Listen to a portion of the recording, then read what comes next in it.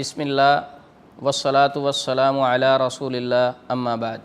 السلام علیکم ورحمۃ اللہ وبرکاتہ۔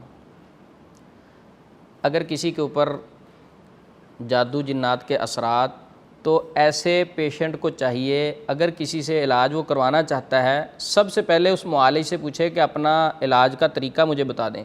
اس کے پاس سفر کر کے جانے کی بجائے 200 کلومیٹر سفر کر کے آپ اس کے پاس پہنچیں اور آگے وہ جادوگر نکل آئے۔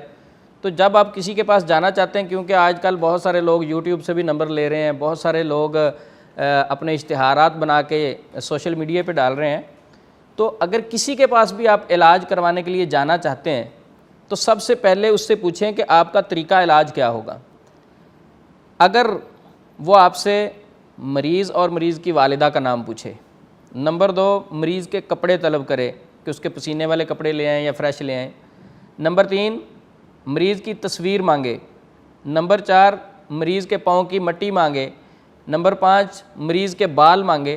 اس طرح کا کوئی آپ سے سوال کرے تو ایسے بندے کے پاس سفر کر کے جانے کی بجائے اس سے جان چھڑوائیں، کیونکہ وہ آپ کا خیر خواہ نہیں ہو سکتا، وہ جادوگر ہے۔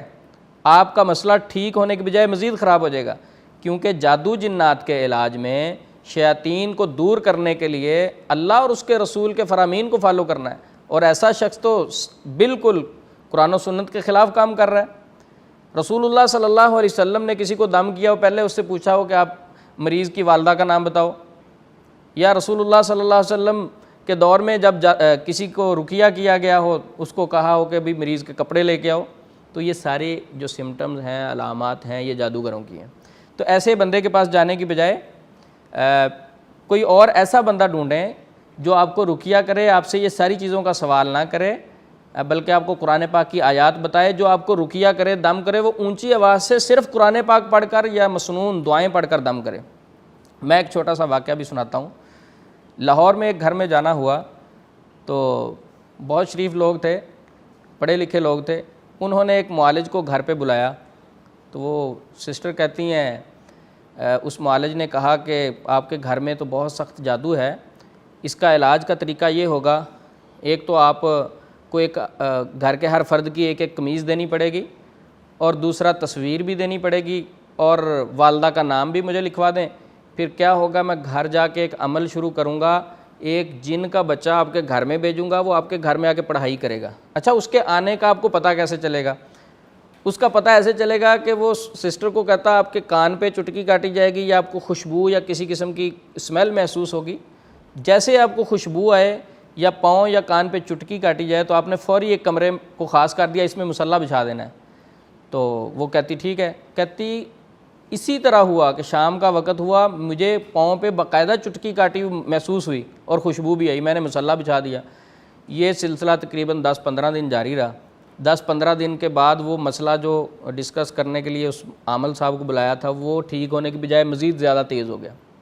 کہتے بہرحال ہم 10-15-20 دن سوچتے رہے کہ شاید ٹھیک ہو جائے معاملہ۔ اس معاملے میں اور شدت اس انداز سے آئی کہ پہلے گھر میں چھوٹے موٹے مسائل محسوس ہوتے تھے، اب میاں بیوی کا جھگڑا بھی شروع ہو گیا، کیونکہ شیطان سب سے زیادہ میاں بیوی کے جھگڑے سے خوش ہوتا ہے۔ اب وہ بیوی اپنے شوہر کو کہتی کہ مجھے آپ سے گٹر کی بو آتی ہے، بہت گندی بو آتی، حالانکہ وہ آدمی بڑا سمجھدار، پڑھا لکھا، ڈیسنٹ، تعلیم یافتہ تھا، ایسا کوئی ایشو نہیں تھا، گھر بھی بڑا صاف ستھرا تھا۔ تو کیا ہے، وہ جو خبیث جنات آتے ہیں، جو چکر لگاتے تھے، یا جو اس نے غلط عمل شروع کیا، اس کی وجہ سے ان کا معاملہ مزید خرابی کی طرف جانا شروع ہوا۔ تو ایسے ہی ہمارے ساتھ رابطہ کیا، ہم ان کے گھر پہ گئے، کیونکہ میں سب سے پہلے پوچھتا ہوں گھر میں کوئی ایسی چیز پڑی ہو جو کسی نے جادو کے علاج کے لیے دی ہو۔ بہت سارے لوگ تویز لے آتے ہیں، مختلف قسم کی اشیاء لے آتے ہیں، تو انہوں نے پھر یہ مجھے واقعہ سنایا۔